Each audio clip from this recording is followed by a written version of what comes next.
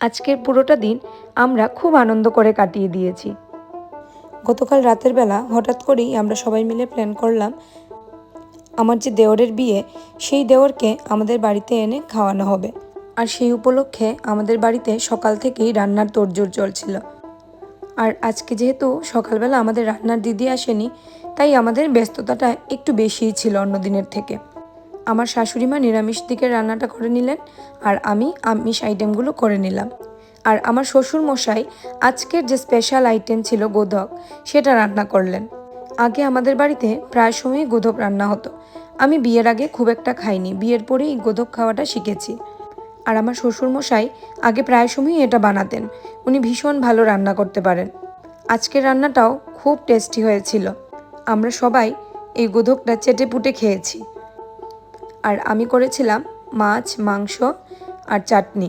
চাটনিটা মনে মনে ভেবে রেখেছিলাম করব, কিন্তু সময়ের অভাবে আর করে উঠতে পারিনি। কিন্তু ওরা যখন চলে এলো, আমার না মনটা মানছিল না।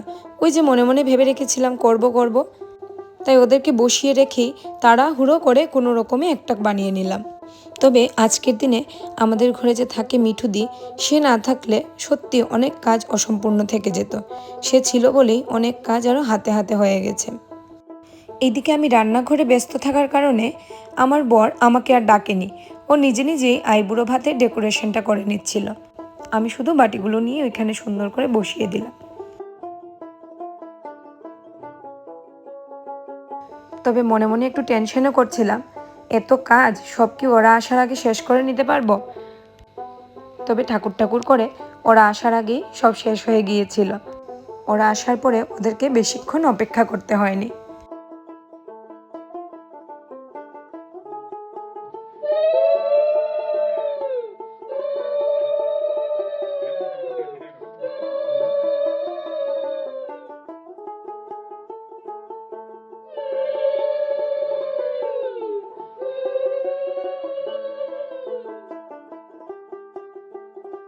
আমার শ্বশুরমশাই আর শাশুড়ি মা ওকে আশীর্বাদ করে নিলেন।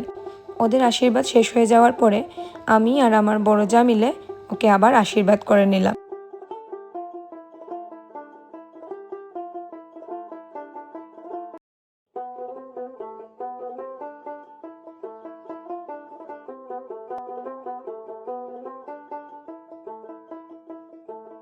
তবে আজকে এই অল্প সময়ের মধ্যে আমাদের কিন্তু বেশ আনন্দই হয়েছে। এতটুকুও হবে এটাই ভাবতে পারিনি। ওই যে বলে না, আনপ্ল্যান্ড জিনিসগুলো ভালোই হয়। আর সবশেষে একটাই চাওয়া, আমার দেওরের দাম্পত্য জীবন সুখের হোক।